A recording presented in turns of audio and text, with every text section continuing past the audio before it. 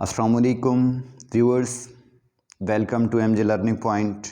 आज का हमारा टॉपिक है काइंड्स ऑफ नाउन। नाउन को हम पिछले लेक्चर में हम डिस्कस कर चुके हैं डिटेल के साथ, फिर भी इसको थोड़ा सा हम रिवाइज़ कर लेते हैं कि नाउन क्या होता है। The name of any thing, person, place, event, idea, emotions, feelings is called noun. यानी दुनिया में जितनी भी चीज़ें हैं उनका कोई ना कोई नेम होता है, तो इसे नाउन कहते हैं। आज हम काइंड्स ऑफ नाउन को डिस्कस करेंगे और काइंड्स ऑफ नाउन में सबसे जो पहली इसकी काइंड है वो है कॉमन नाउन। कॉमन नाम से ही ज़हर है। कॉमन मीन आम, यानी ऐसा नाम जो एक ही तरह की तमाम चीज़ों के लिए इस्तेमाल किया जा सके, उसे कहते हैं common. The name of common person, place or thing given to the same clause or kind is called common noun. For example हम कहते हैं बॉय, सारे बॉयज़ हैं। स्कूल, सारे स्कूल हैं। कंट्री, बहुत से तमाम कंट्रीज़ को आप कंट्री कहती हैं। बुक्स, सारी बुक्स हैं, लेकिन हमने इनको कोई प्रॉपर नेम नहीं दिया। ये ऐसे नेम हैं जो आप एक ही क्लास के लिए, एक जैसी चीज़ों के लिए आप कॉमनली यूज़ करते हैं। उसके बाद नेक्स्ट देखें, इसकी सेकंड टाइप है, काइंड है प्रॉपर नाउन। प्रॉपर नाम ही से ज़ाहिर हो रहा है कि प्रॉपर मीन ख़ास, particular. The name of some particular person, place or thing is called proper noun. Example देखें। अच्छा, ये प्रॉपर नाउन ऐसे होते हैं, इनको याद रखने का आपने एक फार्मूला अपने माइंड में रखना है कि इनकी प्लूरल फॉर्म नहीं होती, ये जस्ट यूनिटी में होती हैं। जैसे अगर किसी बंदे का नाम लें, तैमूर, एक ही बंदे का नाम है, अब तैमूर तो नहीं होता, इसकी प्लूरल फॉर्म तो नहीं बनती। मॉडल हाई स्कूल, बखर, पाकिस्तान, इस तरह किसी भी चीज़ का अगर आप प्रॉपर नेम लेते हैं जो सिंगुलर होता है, जिसकी प्लूरल फॉर्म भी नहीं बनती, जो फिक्स होता है, एक ही यूनिटी में होता है, वो प्रॉपर नाउन कहलाता है। थर्ड काइंड है हमारी collective noun. Very important. A single word noun which represents a number of persons और things.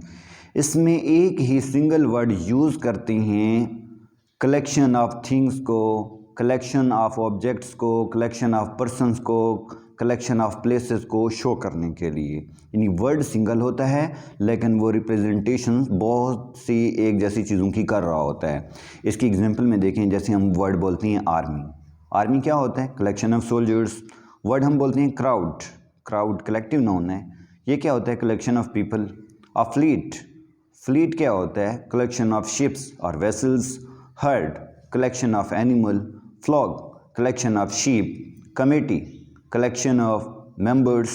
Class, collection of students. तो ये बहुत ही कॉमन और बहुत इजी एक नाउन की काइंड है जो आप यूज़ भी करते हैं, जो अक्सर हमारे सिलेबस में, जो हमारे डेली रूटीन वर्क में ये यूज़ होता है नाउन। और इसमें कोई भी दिक्कत नहीं है याद करने में। अगर बंदा थोड़ी सी इसको मेन पॉइंट को अपने माइंड में रख लें तो ये बहुत ही आसान है। अगर हम इसकी एक सेंटेंस में एग्जांपल देखें, a herd of cattle is passing.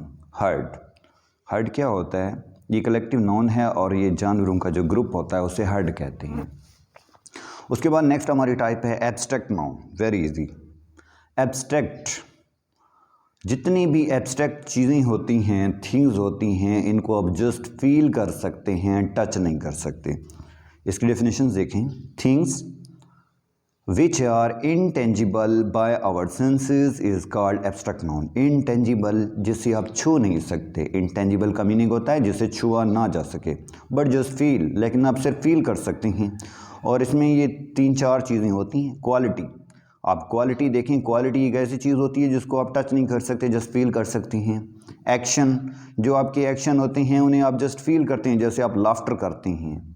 Hated, नफ़रत करते हैं, ये आपके एक्शन है, लेकिन आप इनको टच नहीं कर सकते, जस्ट फील कर सकते हैं। क्वालिटी में काइंडनेस, डार्कनेस, ये क्वालिटी है जिनको जस्ट फील किया जा सकता है, टच नहीं किया जा सकता। स्टेट, एक हालत, जैसे यूथ, स्लेवरी, डेथ, इनको जस्ट आप फील कर सकती हैं, टच नहीं कर सकते।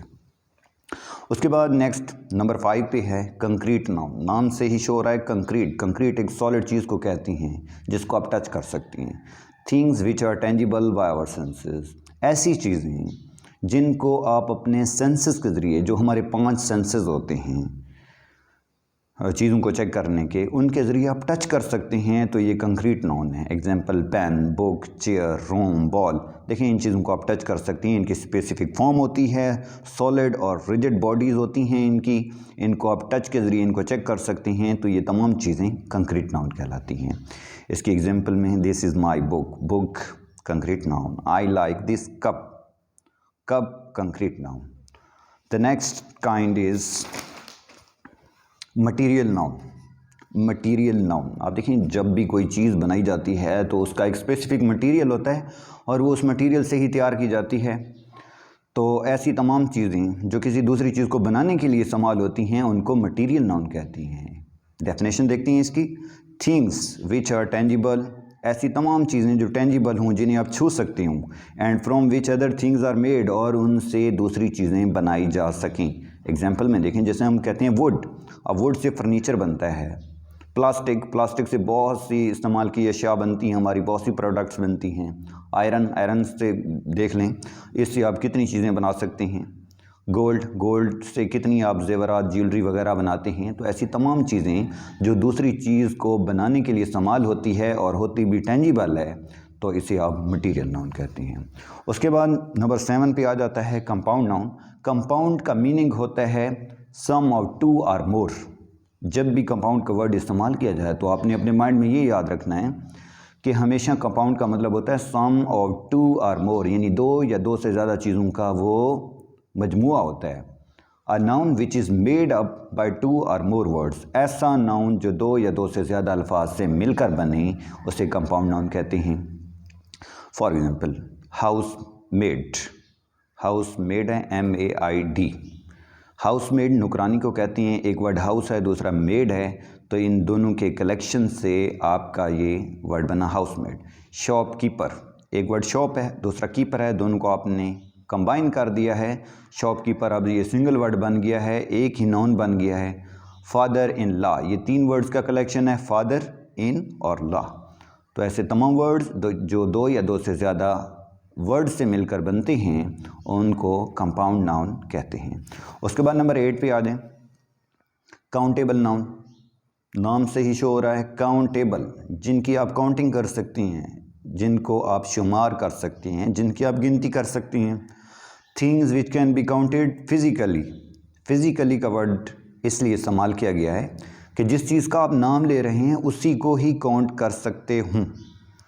Example books, chairs, schools, cups, boys, rupees, rooms. देखिए ये जितनी भी चीज़ें हैं इनको आप काउंट कर सकते हैं।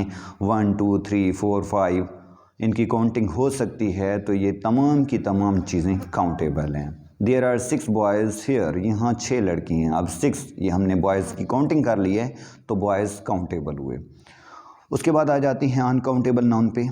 Things which can not be counted physically but measure in units, ऐसी तमाम चीज़ें जिनको आप फिज़िकली काउंट नहीं कर सकते और इनको काउंट करने के लिए फिर इनके यूनिट्स होते हैं।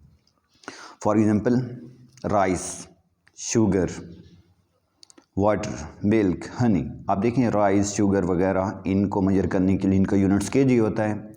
वाटर, मिल्क इनको लीटर में मेजर किया जाता है। तो ऐसी तमाम चीज़ें जिनको आप काउंट नहीं कर सकते बल्कि इनकी काउंटिंग के लिए इनके यूनिट्स इस्तेमाल करती हैं, वो अनकाउंटेबल कंसिडर की जाती हैं। आज का हमारा लेक्चर यहाँ पे इख्तिताम पजीर हुआ। इंशाअल्लाह नेक्स्ट लेक्चर में हम काइंड्स ऑफ प्रोनाउन डिस्कस करेंगे।